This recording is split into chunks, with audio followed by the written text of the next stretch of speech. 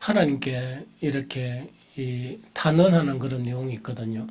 그래서 좋은 말이 탄원이지 탄원이 아니고 하나님께 원망투의 그런 질문들을 가지고 있거든요.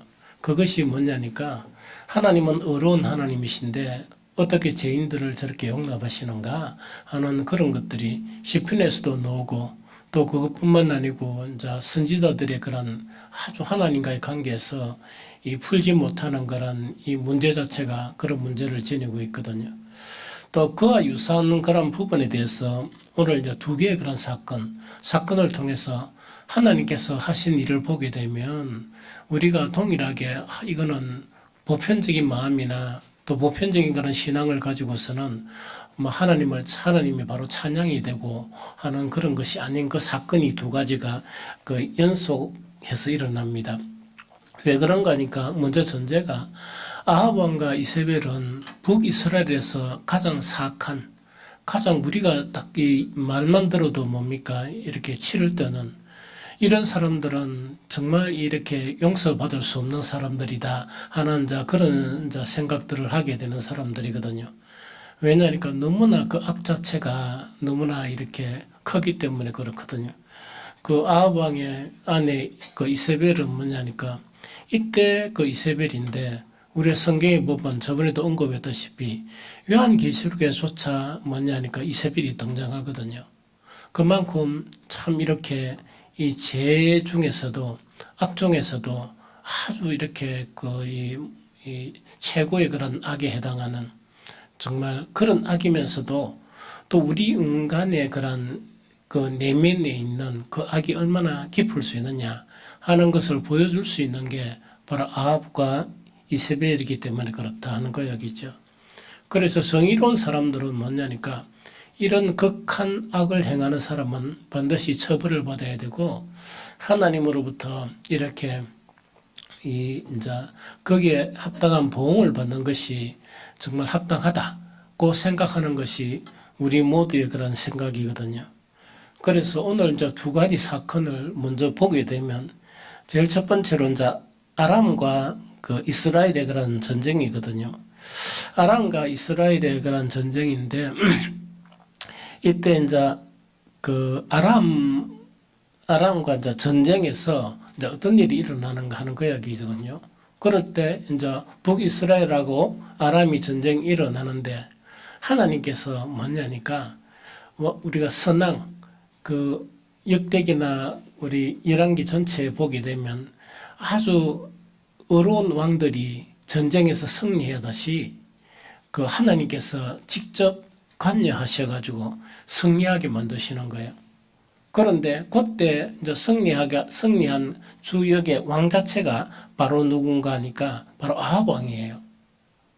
그러니까 어려운 왕이 승리를 했다 그러면 대반이 이해되잖아요. 그런데 우리 같은 경우에는 아합 왕 같은 경우에는 아람하고 전쟁이 일어나면 반드시 망해야 되고 이 처절한 그 뭡니까 하나님의 징계가 일어나야 되고 하는 그런 것들을 기대하잖아요. 그런 거를 기대하는데 그게 아니고 가장 악한 왕인 아합 왕과 아람이 전쟁을 하는데 그때 뭐냐니까 하나님께서 직접 관여하셔서 누구를 이기게 하시는가 아합 왕을 이기게 하시는 거예요.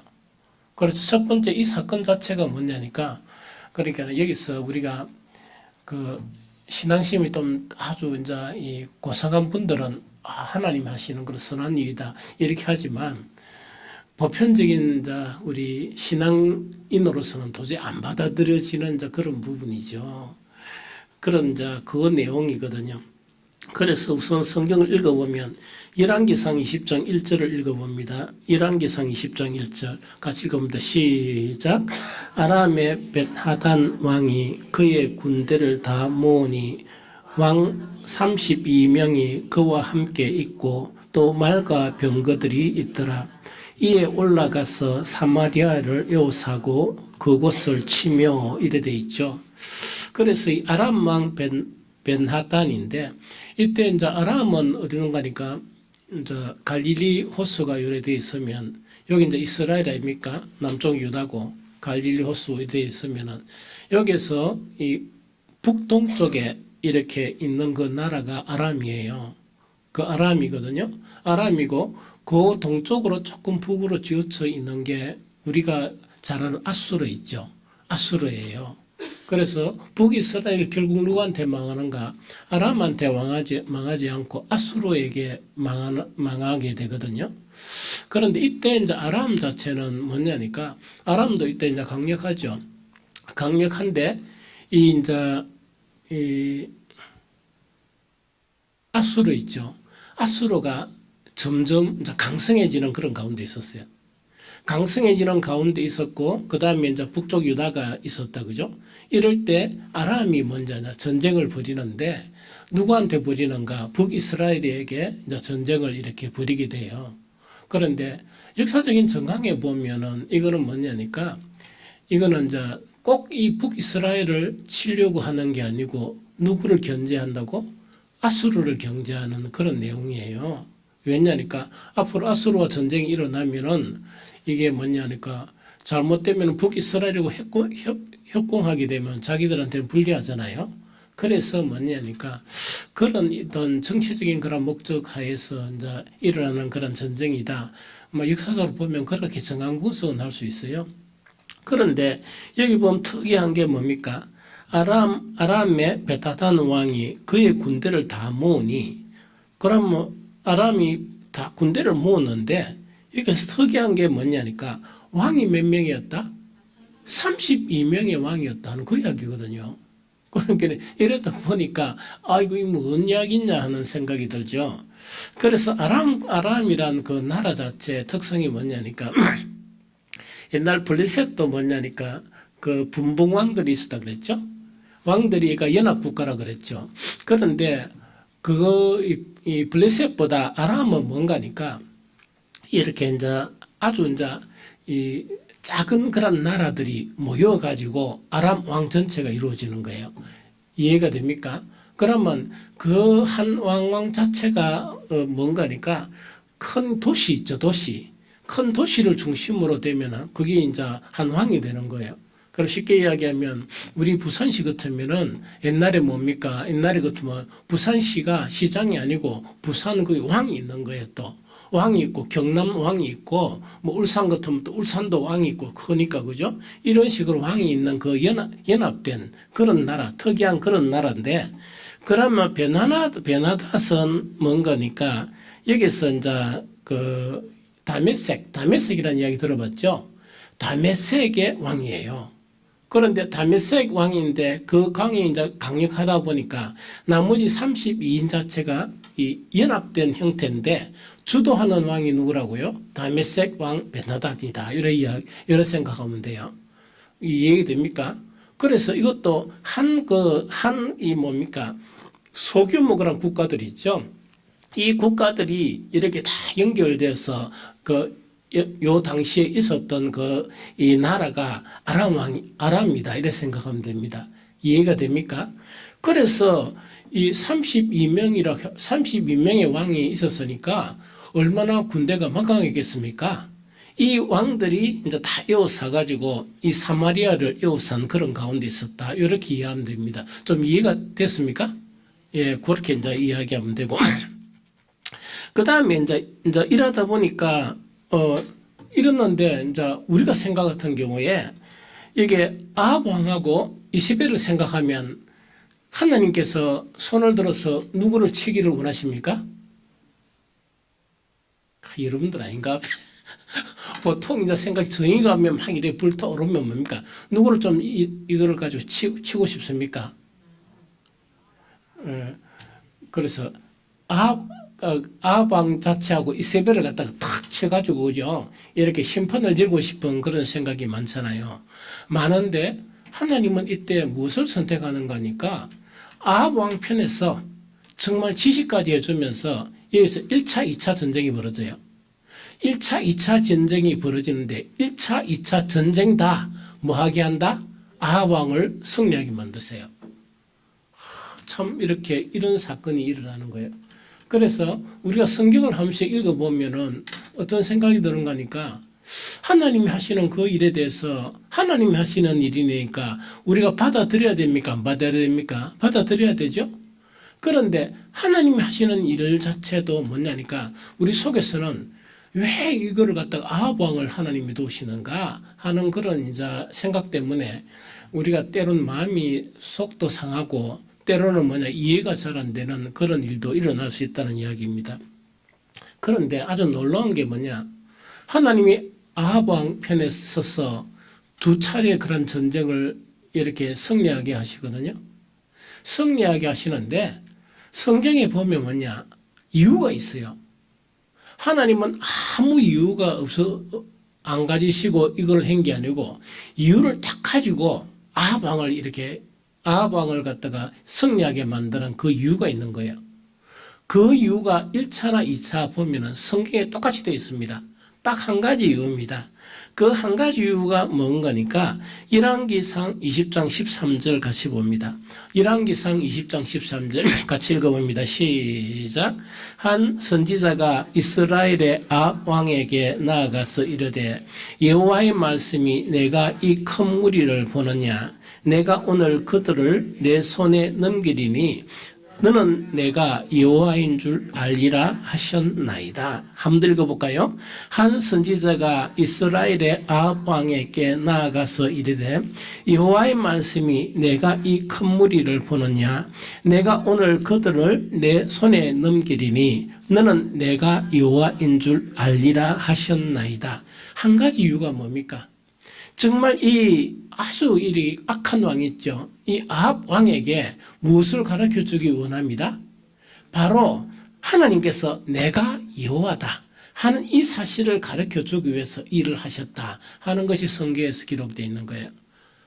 이 좀 이해가 됩니까? 그래서 이제 기록이 되어 있거든요. 그래서 2차 침공을 합니다. 그러니까 다시 2차 침공을 하거든요. 여러분들 성경 읽어보면은 여호와 하나님은 그 산의 신이다. 그래서 평지에서 우리가 전쟁하면 이기리라 해가 다시 이렇게 대군을 이끌고 다시 이제 2차 침공을 하거든요. 거기에도 역시 하나님께서 정말 아합 왕을 이렇게 이제 편에서 그 전쟁을 이기게 하세요. 거기서도 똑같은 말씀을 하세요. 열왕기상 20장 28절 같이 읽어봅니다. 20장 28절 시작. 그때 하나님의 사람이 이스라엘 왕에게 나와 말하여 이르되 여호와의 말씀에 아람 사람이 말하기를 여호와는 산의 신이요 골짜기의 신은 아니라 하는도다. 그러므로 내가 이 큰 군대를 다 네 손에 넘기리니 너희는 내가 여호와인 줄 알리라 하셨나이다 하니라. 여기도 똑같은 이유입니다. 여기는 이제 단지 너희가라는 것은 뭐냐니까 첫 번째 전쟁은 뭐냐니까 아합 왕이 뭐를 갖다가 알게 하려고 정말 하나님이 여호와 하나님이시다 하는 그 사실을 알게 하기 위해서 그렇게 가장 악한 왕이 이제 망하게 될 그런 이제 완전히 참패를 당할 수밖에 없는 그런 상황 속에서 하나님의 그런 능력으로 이 승리하게 하거든요. 그러면서 그 이유 하나를 들면서 너는 내가 여호와인 줄 알리라 하는 이 목적 하나 때문이고 두 번째 전쟁에도 승리하게 하는 게 너희는 내가 여호와인 줄 알리라. 이 아합 왕뿐만 아니고 그 죄의 찌들은 북이스라엘이 있죠. 이스라엘 전체에게 그 하나님이 하나님이신 줄 알게 하는 목적 때문에 바로 전쟁에서 승리하게 한다 하는 그 자체를 이야기합니다. 조금 이해가 되죠. 그런데 여기서 그러면 이 전쟁에 이제 승리를 했으면 우리의 생각은 왜 됩니까? 아합 왕이 그거를 깨닫고 난 다음에 하나님께서 명령하신 것은 지켜야 될 거 아닙니까? 순종을 해야 될 거 아닙니까? 그런데 그렇게 하지 않고 아합 왕은 불순종하게 돼요. 그 이제 불순종이라는 건 뭘 이야기하는 거니까 베나닥 왕이 두 번 전쟁에서 딱 이렇게 당하다 보니까 이제 목숨 부지하기 힘들거든요. 그의 참모들이 뭔가니까 이 이스라엘 사람들은 옛날부터 이 벼옷을 입고 막 이렇게 사제를 하면 용서준다 이래가지고 베나단을 이렇게 부추긴 거예요. 베나단과 그의 신복들 자체가 이제 목숨을 부지하기 위해서 실제 그렇게 한 거예요.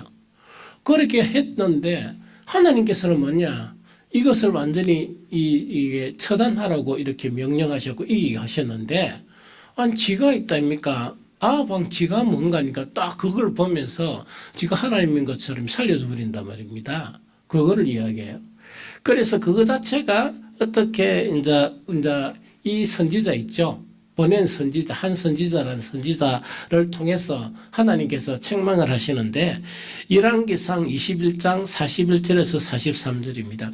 열왕기상 20장 41절 43절 읽어봅니다. 시작. 그가 급히 자기의 눈을 가린 수건으로 벗으니 이스라엘 왕이 그는 선지자 중에 한 사람인 줄 알아본지라. 그가 왕께 아뢰되 여호와의 말씀이 내가 멸하기로 작정한 사람을 네 손으로 놓았은즉 네 목숨은 그의 목숨을 대신하고 네 백성은 그의 백성을 대신하리라 하셨나이다. 이스라엘 왕이 근심하고 답답하여 그의 왕궁으로 돌아가려고 사마리아에 이르니라 하는 요 이야기죠. 그럼 이거는 이제 여기서 아주 성경에 정확하게 나와 있죠. 이 이제 이 아합 왕이 승리하게 한 그 이제 심부름꾼인 한 선지자 있죠. 이 선지자를 이렇게 마지막 이렇게 아합 왕이 불순종하다 보니까 번뇌가 이건 거예요. 번뇌가 이렇게 하나님의 말씀을 전한 게 이겁니다. 그러면 뭐냐니까 42절부터 그가 왕께 아뢰되 이 그라는 것은 그 선지자를 이야기합니다. 왕께 아뢰되 여호와의 말씀이 내가 멸하기로 작정한 사람을 네 손으로 놓았은즉 이야기죠. 불순종했다는 이야기거든요. 그래서 하나님 어떻게 하시겠다고요? 네 목숨은 그의 목숨을 대신하고 네 백성은 그의 백성을 대신하리라 하셨나이다. 이 이야기다. 그죠? 그러면 이거는 어떻게 하겠다고요?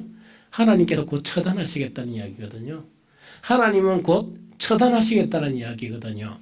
그러다 보니까 이 아합 왕이 43절에 보니까 이스라엘 왕이 근심하고 답답하여 이야기를 또 들어보니까 겁도 났죠. 왜? 하나님의 놀라운 기적이 일어나서 기적적으로 승리했는데 두 번이나 전쟁에 새겼는데 그 왕이 근심하고 답답하여 그의 왕궁으로 돌아가려고 사마리아에 이르니라. 이렇게까지 기록되어 있고 이것이 뭐냐? 우리가 열왕기상 20장에 있는 내용을 제가 아주 중요한 것만 탁 모아서 묶어서 사항을 알 수 있도록 이야기한 거예요. 그래서 여기서 이제 또 보면은 뭐냐니까 어떻게 아합 왕이 이렇게 아람과 전쟁에서 살아날 수 있었느냐 하는 그것 자체인데 이유 하나를 따진다면 그 이유가 바로 뭐라고요? 아합 왕과 그 백성들이 뭐냐? 내가 여호와인 줄을 너희들께 알게 하기 위해서 나는 이 전쟁을 승리하게 하겠다. 승리하게 했다는 그 이야기거든요. 그런데 그 지나 보니까 이 뭡니까? 아합 왕이 그러면은 하나님을 하나님으로 이렇게 알았다 그러면 누구를 처단해야 됩니까? 베다단 왕을 처단을 해야 되잖아요. 처단을 안 하고 또 그 안에 또 지 나름대로 또 뭐가 있었던가 봐. 지 나름대로 뭐가 있었다 보니까 하나님 말씀을 불순종해가지고 그 왕을 살려보냈단 말이지. 그러다 보니까 여호와 하나님께서 화가 나셔가지고 뭐라고요? 이제 하나님께서 멸하기로 작정한 사람을 네 손으로 놓았은즉 네 목숨은 그의 목숨을 대신한다. 이거는 뭡니까? 네를 죽이겠다는 이야기거든요. 네 백성들도 죽임을 당하겠다는 그 이야기거든요. 그런데 어쨌든 간에 이 왕은 이것을 듣고 난 다음에 근심하면서 이렇게 돌아간 그런 상황이에요. 그런데 우리가 21장에 이제 탁 이래 들어오게 되면 이것도 결국 주역은 누구냐니까 주역은 누구라고요? 아합과 이세벨이 주역이에요. 주역인데 우리가 너무 잘 아는 나봇의 포도원 있죠. 나봇의 포도원 사건이 연결해서 일어나요. 그런데 일어나는데 이게 연결선상이 있는 거예요. 21장에 보면 그 후에 이 일이 있으니라 이야기다. 그죠? 그럼 그 후라는 것은 뭡니까? 요 일이 있으면 바로 연결해가 이 일이 또 일어나는 거야. 이해됩니까? 그 사건 자체가 바로 나봇의 포도원 그런 사건이에요. 좀 이해가 되겠습니까? 그러면 이것은 사실은 정확하게 제목을 붙이면 나봇의 포도원 무슨 탈취 사건, 강도 사건이에요. 강도 사건인데 여기서 뭔가니까 아합과 또 이세벨이 이렇게 합동해가지고 이 일을 저질른 것이 바로 이 사건입니다. 그럼 이 사건에도 보면은 또 우리가 이제 그러면 불순종했기 때문에 아합이 죽어야 되잖아요. 그런데 더 큰 일이 벌어지는 거예요. 또 이 일이 하나님께서 어떻게 처리하시는가, 그걸 우리가 한번 성경을 통해서 살펴봐야 되겠다는 생각이 들거든요. 그러면 그 열왕기상 21장 1, 2절부터 먼저 읽어봅니다. 열왕기상 21장 1, 2절. 자, 시작. 그 후에 이 일이 있으니라. 이스라엘 사람 나봇에게 이스라엘에 포도원이 있어 사마리아의 왕 아합의 왕궁에서 가깝더니 아합이 나봇에게 말하여 이르되 내 포도원이 내 왕궁 곁에 가까이 있으니 내게 주 채소밭을 삼게 하라. 내가 그 대신에 그보다 더 아름다운 포도원을 내게 줄 것이요 만일 내가 좋게 여기면 그 값을 돈으로 내게 주리라. 자, 요거는 이제 요일에 바로 연결선상에 이제 있었던 이제 사건 자체를 지금 이야기하는 거예요. 그래서 연결선상이라는 거는 이제 전투를 벌였죠. 전투를 벌여서 이제 사마리아 이제 크니까 이제 돌아가게 되는데 그 후에 이 일이 있으니라. 이스라엘 사람이죠. 이스라엘이 아니고 이스라엘입니다. 이스라엘인데 이스라엘 사람 나봇에게 이스라엘에 포도원이 있어 사마리아의 왕 아합의 왕궁에 가깝다는 이야기다. 그죠? 좀 이해가 좀 안 되죠? 아마 이게 연결선상이나 전투를 하고 이제 남하에서 내려오는 그런 상황 같다는 생각이 드는데 여기서 이스라엘이라는 게 등장하거든요. 그럼 이스라엘이라는 건 뭐냐? 북쪽 북쪽 있죠. 북이스라엘 전체를 우리가 그 다음에 불리기를 뭐라 부릅니까? 사마리아라고 전체를 부르죠. 그런데 사마리아가 원래는 북이스라엘 전체를 지칭하는 것이 사마리아로 이렇게 지칭이 되는데 원래 이 당시에는 그 사마리아가 뭡니까? 북이스라엘의 뭡니까? 수도예요, 수도. 북이스라엘의 수도가 사마리아라. 그러면은 이 라합 왕궁은 어디에 있었겠습니까? 어디에 있어야 됩니까? 사마리아에 있어야 되잖아. 그런데 사마리아에 있다 그러면 사마리아하고 이스라엘이라는 그 이 도시 있죠. 이는 어디만큼 떨어져 있는 거니까 제가 이 지도를 갖다가 찾아놓고 안 가져와 버렸네. 좀 봤으면 좋겠구만.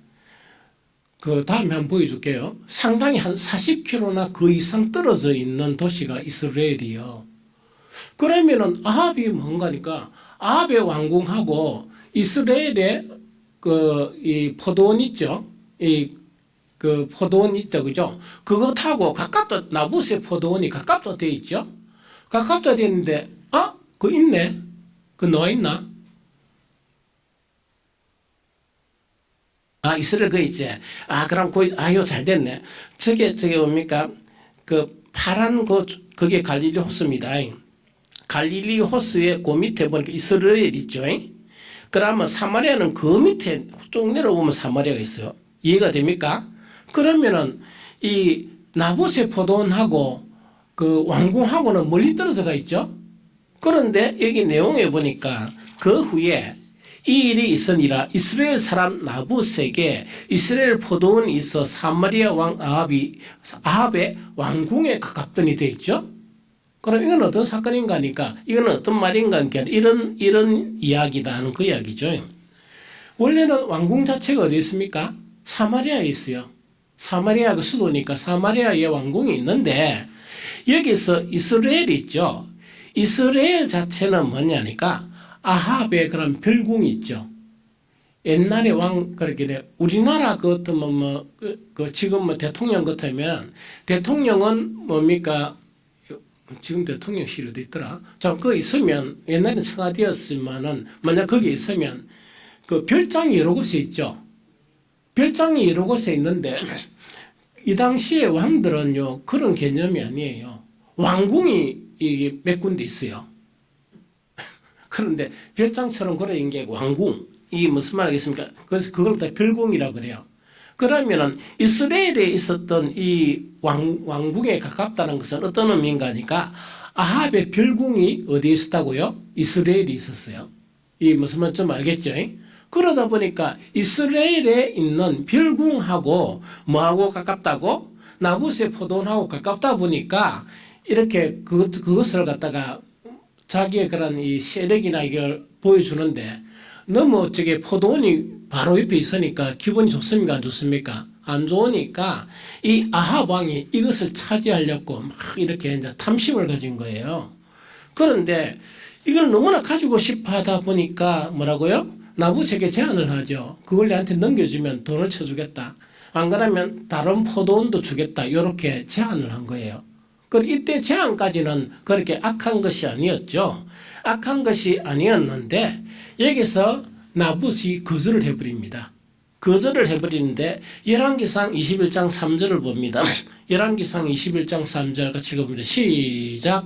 나봇이 아합에게 말하되 내 조상의 유산을 왕에게 주기를 여호와께서 금하실지로다 하니 그렇게 나봇이 아합에게 말하되 내 조상의 유산을 왕에게 주기를 여호와께서 금하실지로다 하니 그럼 요거는 뭐냐니까 이 나봇이 거절을 한 것은 뭔가니까 이거는 무슨 거절입니까? 경제적인 그런 차원에서 거절이 아니고 어떤 차원에서 거절입니까?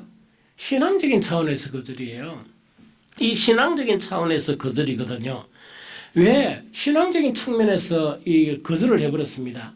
왜 했냐니까 이스라엘에게 땅에 있었어요. 땅의 개념은 개인의 소유입니까? 하나님의 소유입니까? 하나님의 소유예요. 이스라엘에게서 땅이라는 거 있죠. 우리나라하고 다르리 땅이라는 것은 뭐냐? 하나님의 소유예요. 왜 그렇습니까? 이스라엘이 뭡니까? 원래 어디에 있었을 때? 애굽의 종로로 했을 때에 그 애굽의 종로로 탄 곳에서 하나님이 구출을 하셔가지고 어디에 뭡니까? 정말 젖가꿀이 흐르는 새 땅을 누가 주셨습니까? 하나님이 주셨고 단지 그것은 재산 분할을 한 게 아니고 뭘 합니까? 땅을 분할을 해준 거야. 하나님께서 분할해 주다 보니까 땅의 주인은 누구의 것입니까? 하나님 거요. 하나님. 그렇다고죠.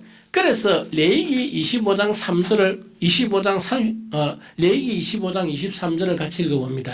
레위기 25장 23절. 자, 시작. 토지를 영구히 팔지 말 것은 토지는 다 내 것임이니라. 너희는 거류민이요 동거자로서 나와 함께 있느니라 하는 이야기죠. 그래서 이스라엘에게서 땅의 개념이 있죠. 땅의 개념 자체는 개인 소유물이 아닙니다. 아니고 뭐라고? 그 땅의 주인은 누구라고요? 하나님이 주인이고 자기들은 뭐냐? 이 땅에 살 때 거류민으로 살 때 분배받은 그런 땅이다 하는 그 이야기입니다. 그래서 땅을 매매하게 됩니까? 못하게 합니까? 못하게 하죠. 그래서 나봇의 그런 거절은 타당한 신앙, 즉 하나님의 그런 말씀을 근거로 해서 이거를 거절하게 됐다는 그 이야기입니다. 이것 좀 이해가 됩니까? 그러다 보니까 아합이 그래도 양심이 있었는지 와가지고 막 이 집에 오가 이 땅을 차지하고 싶은데 몬타주했으니까 입에 밥맛도 없고 이래가 꿍꿍 앓으면서 이렇게 누워 있다 보니까 누가 이세벨이 뭔가니까 왜 그럽니까 하니까 이 자초지종을 이야기한 거예요. 딱 하다 보니까 이세벨이 아합과 함께 사악하게 그 땅을 탈취를 합니다. 포도원을 어떻게 하는가? 열왕기상 21장 7절 10절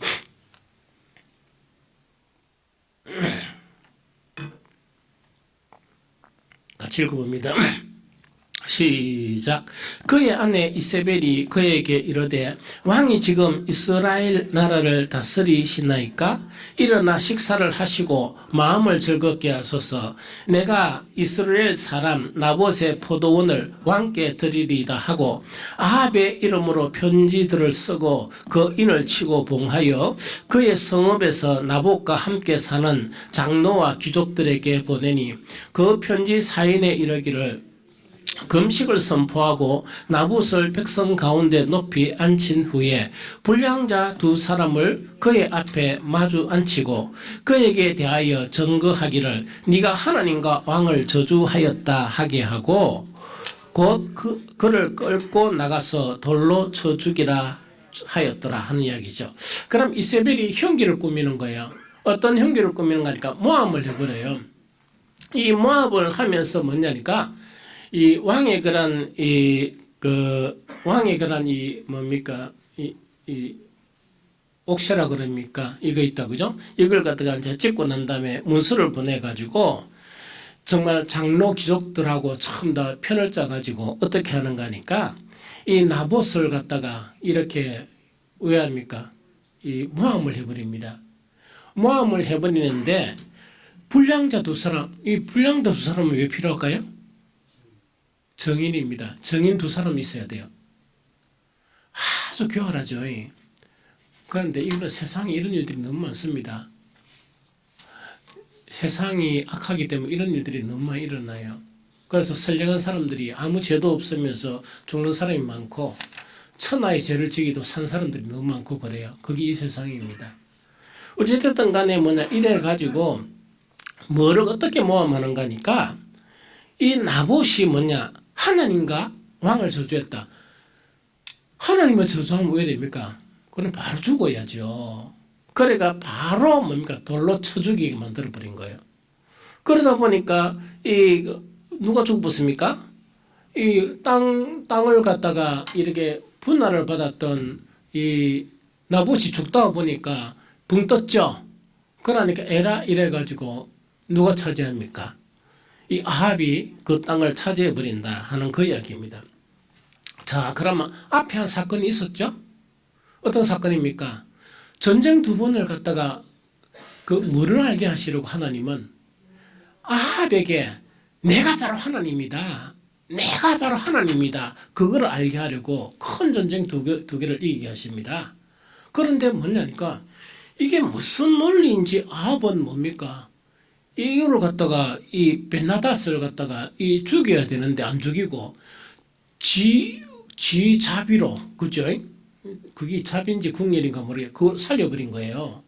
하나님 편에서는 불순종인가 불순종 아닙니까? 불순종이죠. 그래서 니도 죽는다 하는 것이 하나님의 그 명령이었거든요. 연결해서 일어나는 사건은 더 이 흉악한 사건이에요. 이 나봇의 그런 포도원 사건이 이렇게 일어나는 거예요. 그럼 이래가지고 뭐냐니까 정말 아무 죄도 없는 나봇. 그 다음에 이렇게 아합의 그죠? 내면에 있는 탐욕이 있다 아닙니까? 탐욕 그걸 통해 가지고 이 사람을 죽이면서 모함을 하면서 그걸 차지해 버렸다. 그럼 하나님이 노하겠습니까? 노하겠습니까? 노하시겠죠.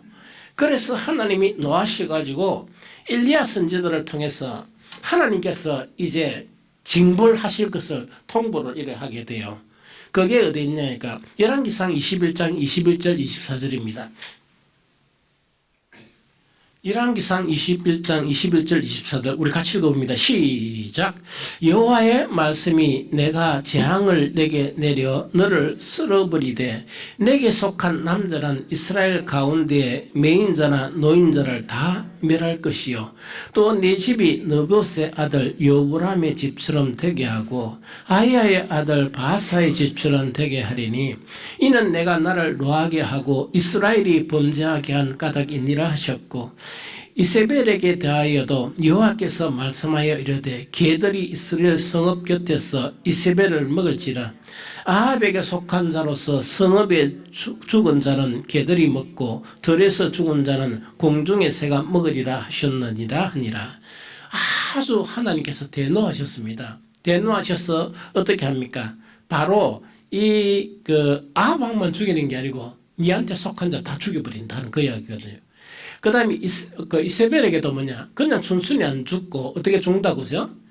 정말 개에서 먹이거리가 된다. 막 이런 식으로 하나님께서 아주 엄벌을 갖다가 이렇게 누구에게 이거는 그 선지자가 아니고 다른 선지자 엘리야를 직접 보내가지고 있다입니까? 이것을 갖다가 엘리야라 그러면 아무래도 아합이 뭡니까? 좀 떠는 그런 양반이니까 이래서 하나님의 그런 징벌을 하시는 것을 이렇게 하게 됩니다.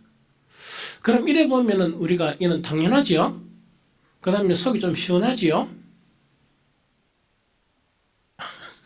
속 안 시원합니까? 여전히 국률과 불쌍히 여겨서 살려줘야 되겠다는 그런 마음이 드는가 봐요. 참 선한 분들은 그렇습니다.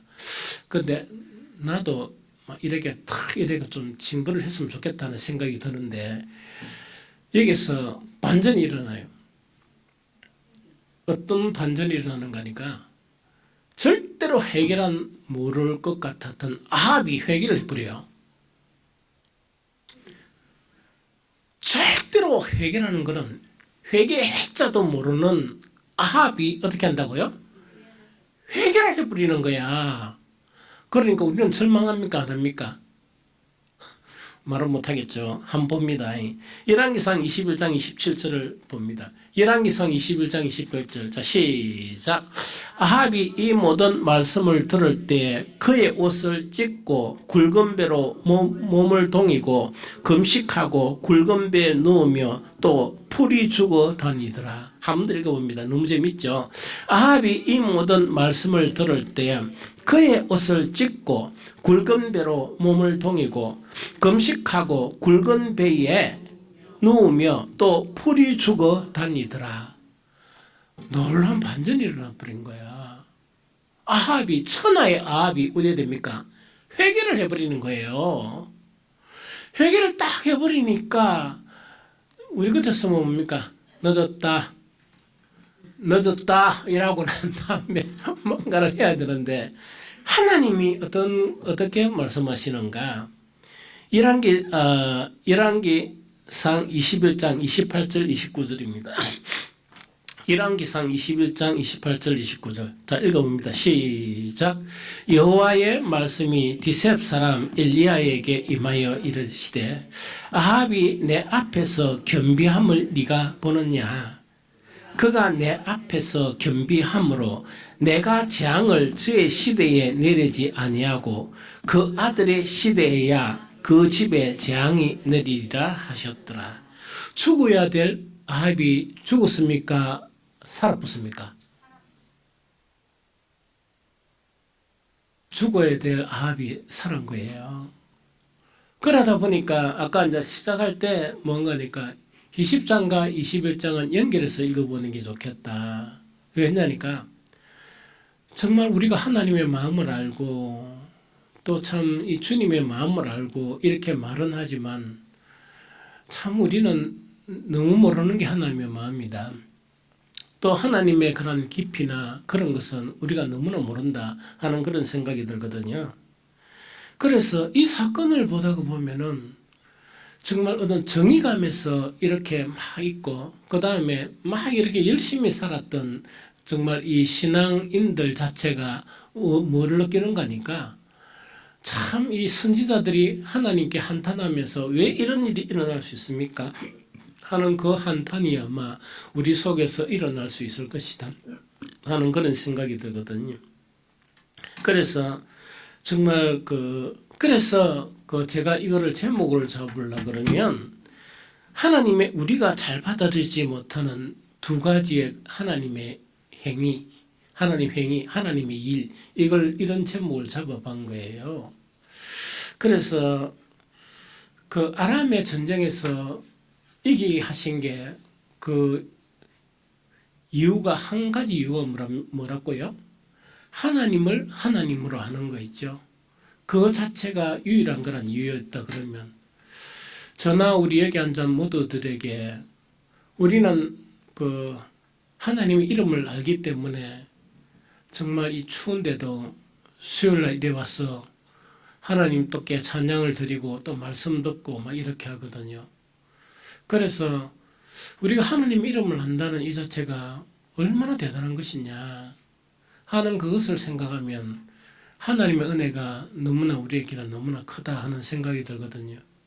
그래서 우리가 삶의 여러 가지 어려움이나 힘든 그것을 생각하면서 때로는 뭐냐 참 그리스도인으로서 살아가기가 이렇게 어렵구나 이래 생각하는데 아합이 죽어야 되고 반드시 심판을 받아야 될 그런 상황 속에서도 한 가지 이유가 뭐냐 하나님이 하나님인 것을 알게 하는 그 이유 때문에 그 두 번의 전쟁에서 큰 승리하게 하시거든요. 그런데 그것에 불순종한 아합을 하나님은 탁 죽이리라 반드시 죽이리라 이 작정을 하셨고 연이어 일어났던 그 사건이 뭐냐니까 이거는 또 더 이렇게 큰 범죄거든요. 정말 이렇게 이 왕궁이 벌써 우리가 지금 밝혀진 것 때만 두 곳 아닙니까?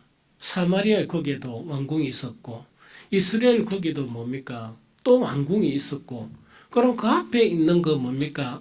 너무 포도원이 있다 그죠? 그게 탐욕스러워 가지고 그걸 가지고 싶어 했던 아합 왕이거든요. 그런데 자기 아내 이사벨과 이 짜가지고 뭔가니까 이 정말 아무 죄도 없는 이 나붓을 이 모함을 해가지고 이 죽게 만들거든요. 그러면서 그것을 냉큼 이렇게 차지해 버리거든요. 그럼 이 두 가지를 생각하면 우리가 아무 생각이 안 나거든요. 단지 우리 속에 일어나는 것은 하나님의 공의를 실현해 주십시오. 그러면 우리가 열심히 이렇게 그 딴 것도 견딜 수 있고 이래 되지 않겠느냐 하는 그런 생각이 마음에 막 이래 섰거든요. 그런데 하나님께서 하시는 일은 너무나 충격적이거든요. 생전에 회개란 모를 것 같은 이 아합이 뭔가니까 회개를 해버리거든요. 회개를 딱 하다 보니까 하나님께서 정말 이 공언을 하시면서 반드시 처단하고 죽이겠다 이렇게 하시던 하나님의 말씀이 그것이 눈 녹듯이 싹 없어져 버리는 그러면서 하나님의 종 엘리야한테 뭐라 하는 거니까 정말 아합이 내 앞에서 겸비함을 네가 보느냐 누구를 지금 두둔하는 겁니까? 천하의 엘리야 앞에서 뭔가니까 죄란 거면 모든 죄를 갖다가 다 지고 있는 도저히 용서받을 수 없는 그 뭡니까 아합을 이야기하면서 그 엘리야 앞에서 뭐라고 이야기하는 거니까 아합이 내 앞에서 겸비함을 네가 보느냐 그가 내 앞에서 겸비함으로 내가 모든 재앙을 그에게 지금 내리지 않겠다. 이것이 하나님의 그런 결론이에요. 하나님의 결론이거든요. 그래서 우리가 그 신앙생활 하면서 그 참 이렇게 늘 조심을 해야 되거든. 늘 조심을 해야 되는데 어떻게 조심해야 되는 거니까 우리의 행위에서 불의가 드러나고 또 우리의 행위에서 모순이 드러나고 할 그때는 그렇게 경계하지 않아도 돼요. 왜? 이미 드러난 불의 때문에 경계하지도 않아도 되거든요. 그런데 우리가 참으로 이제 경계해야 될 게가 어떤 거니까 이럴 때 우리는 경계해야 돼요. 뭔가니까 처음에 우리가 신앙생활 하면 세상을 단절하기가 힘들잖아요. 초신자들이 그죠? 세상을 갖다 등지고 살기가 힘들거든요. 그런데 하나님의 놀라운 은혜로 어느 순간에 이제 신앙이 되면 세상하고 등져버리거든요. 세상에서 더 이상 낙이 없거든요. 주님 말고는. 정말 이런 거란 단계에 이제 도달했을 때. 또 그것뿐만 아니고 우리는 선과 악의 그런 속에서 많이 싸우잖아요, 늘. 특히 초신자들은 그 부분 때문에 막 이래 싸우잖아요. 그런데 어느 정도 우리가 이제 경건 자체가 훈련이 되게 되면 악한 일은 내 속에 생각을 못 하는 거예요. 그래서 참 피해 볼 때가 많죠. 왜 그런가 하니까 세상 사람들이 그걸 약점을 잡고 있는 거야. 약점을 잡고 있는 게 뭐냐. 저 사람은 교회에 그래도 최소한 권사고 안수집사고 장로고 이렇다 보니까 절대로 극단적인 것은 안 한다. 이래가지고 뭡니까? 그걸 이용을 해먹어요. 꼭 그리 이용을 해먹어요. 그러다 보니 이제 그렇거든요. 그렇기에 어느 정도가 되면 성가학이 있으면 악은 이 마음에 드는 것도 회개를 해버리거든요. 생각에 악이 있었던 것도 막 해결을 하는 이제 그런 이제 상태가 되고 또 어느 정도 영성이 이렇게 이제 올라온 상태. 이거는 뭐냐니까 많은 그리스도인들이 이 육을 따르는 것을 가끔씩 이래 한다손 치더라도 또 많이 그게 했다 안 했다 손치더라도 또 어느 정도 이제 신앙의 연단이 되면 육을 따른 일을 못 하거든요. 밥 먹는 거나 잠자는 거나 이런 거는 필요한 것이니까 하는데 그 이상의 것은 못 하거든요.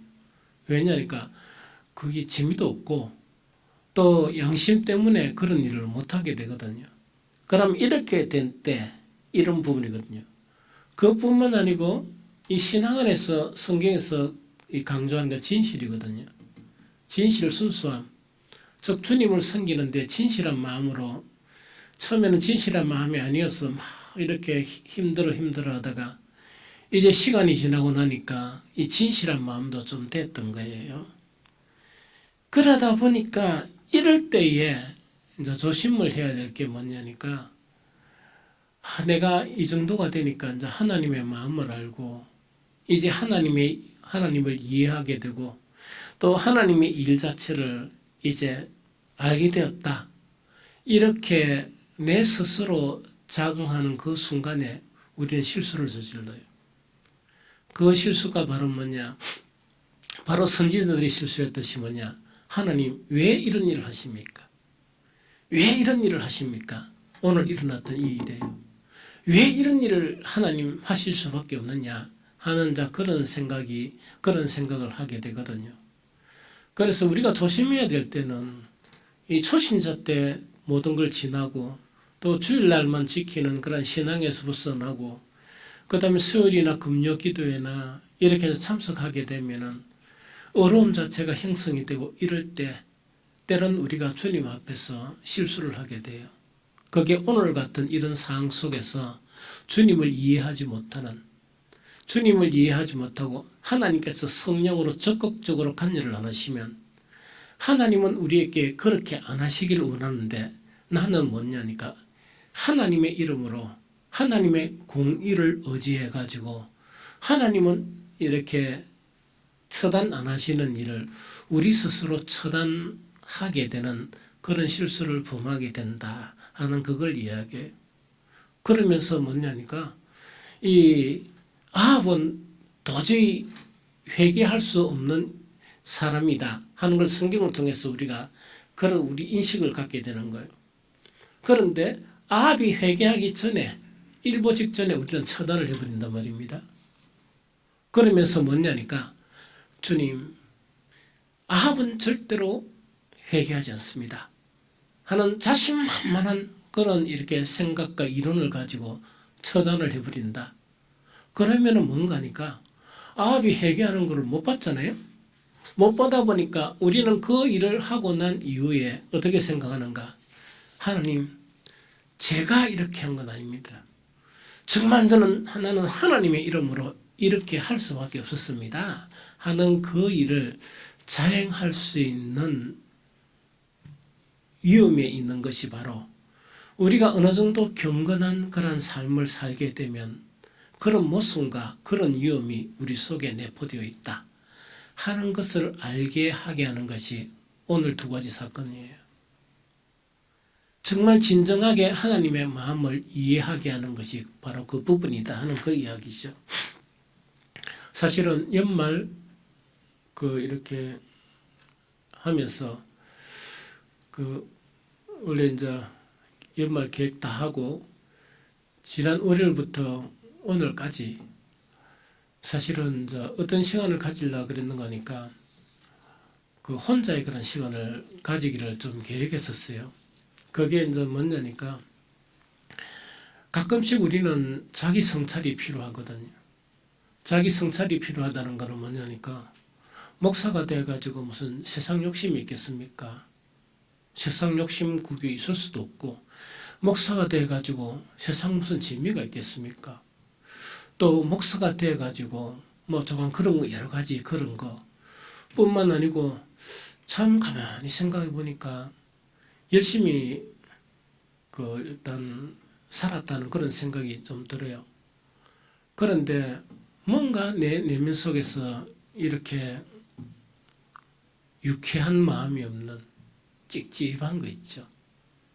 뭔가 찝찝한 그런 것들이 계속 이렇게 마음을 좀 무겁게 했었습니다. 그래서 시간은 또 이게 연초에 많이 못 내가지고 한 3일만 이 몰입을 좀 해야 되겠다. 이래가지고 그래도 나름 존경하는 존 스토트, 그 다음에 또 로이드 존즈, 그 다음에 바뱅크는 잘 모르죠. 우리 한국 장로교회를 이루게 한 네덜란드 신학자이면서 목회자예요. 이분들이 남긴 그런 책들이 있는데 그게 뭐냐니까 목회자가 무엇이냐 하는 그런 책이 있습니다. 그래서 그것이 하나 있었고, 하나는 그 여러분들은 잘 모르는 폴 트랩이라는 분이 뭐냐 Dangerous Calling 하는 그런 그 책이 있는데, Dangerous라는 건 위험하다는 이야기죠.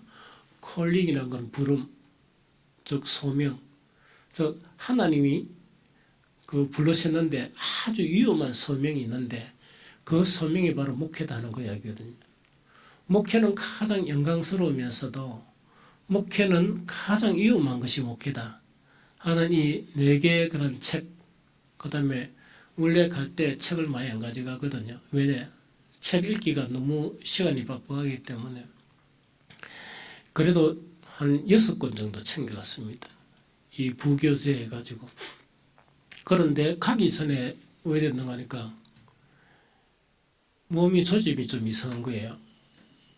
그게 엄청 이래 조짐이 이상해가지고, 원래는 뭐냐 방을 하나 얻어가 혼자서 밥을 해먹고 라면도 끓여 먹고 해가 완전히 안 씻고 귀신처럼 이 책만 몰두하고 중간에 기도하고 이러러 갔는데, 딱 가기 전 한 며칠 보니까 라면도 못 끓여 먹겠더라고요.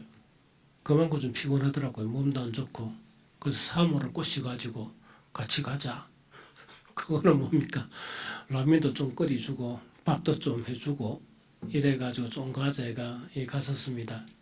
근데 가가지고 항상 사람의 의도하고 또 하나님이 하시는 일은 늘 차이가 나요. 엄청 아팠어요. 그렇게 손도 깐딱 못하겠더라고요. 그래서 해주는 거 먹고 막 입이 막 썩고 이래도 막 억지로 이렇게 먹고, 그 속에서 계속 누워서 앉아있지를 못하니까 누워가지고 책을 다 읽지 못하고 중요한 파트는 거의 다 읽고 이랬거든요. 그러면서 정말 내 속에 그런 찝찝한 그런 부분, 물론 다는 내가 발견을 못했지만 정말 하나님 안에서과 관계에서 원활하지 못한 그런 부분, 그게 뭐냐, 내 열심 속에 감추어진 그 부분, 이런 것들 몇 가지를 발견을 했었어요. 그래 하면서 어쨌든 간에 뭐 그래도 다 원래 속의 그런 목적은 이루지는 못했지만 그걸 발견했다 하는 것이 새로운 일을 하나님은 시작하실 것이다 하는 확신이 들면서 시간이 나면서 계속 그런 지침들을 다시금 이렇게 점검하면서 내 자신을 이렇게 점검해 나갈 그런 생각입니다. 그래서 오늘 말씀이 그와 연관이 있다는 그 이야기죠. 여러분들도 마찬가지예요. 여러분들이 초신달을 지나가지고 어느 정도 경건이 일어나고 정말 주님을 위해서 살고자 하는 그런 마음 자체가 확실한 마음인 건 알거든요. 그런데 우리가 조심해야 될 거는 그때 조심해야 된다. 정말 내가 어렵게 살렸고 결정을 했고 주를 위해서 살렸고 결정을 했고 내가 거기서 비겁하게 뒤로 물러서지 않고 정말 열심히 이렇게 게으르지 않고 이렇게 열심히 할 그때에 정말 하나님과의 관계에서 숨겨진 그런 것들이 우리 속에서 있게 되거든요. 그럴 때를 뭐 해야 되는가 하니까 자기에 대한 성찰을 하셔야 돼요. 목사처럼. 목사는 주기적으로 그걸 하거든요. 하면서 이렇게 성찰하고 내가 새롭게 되는 것이 내가 살 수 있는 비결이다. 목회자로서 살 수 있는 비결이다 하는 그런 생각을 하면서 때론 그 성찰 기간 동안 영육으로 진한 고통을 이렇게 당하면서 다시 새롭게 거듭나려고 또 진한 그런 고통 속에서 또 새롭게 이렇게 변화하고 이렇게 하게 되거든요. 그래서 오늘은 이 말씀을 생각하면서 우리가 참 경건한 그런 상태에 있을 때에 우리는 돌이켜보면서 혹시 어려움이 내 의가 하나님의 의를 거스리는 그런 것이 있는지 없는지 우리는 늘 조심하며 살아가는 저와 여러분들이 되어야 한다는 이야기죠. 그럼 우리 속에 있는 성령께서 우리가 그동안 모르고 했던 그런 우리의 교만이나 혹은 우리의 자의나 우리의 그런 굳은 마음이나 이런 것들을 부드럽게 만들면서 더욱더 한 단계 더 높은 하나님의 사람으로 우리를 이끌어 간다 하는 그런 부분이죠. 이런 이끌림을 받는 저와 여러분들이 되시기를 예수 그리스도 이름으로 축복합니다.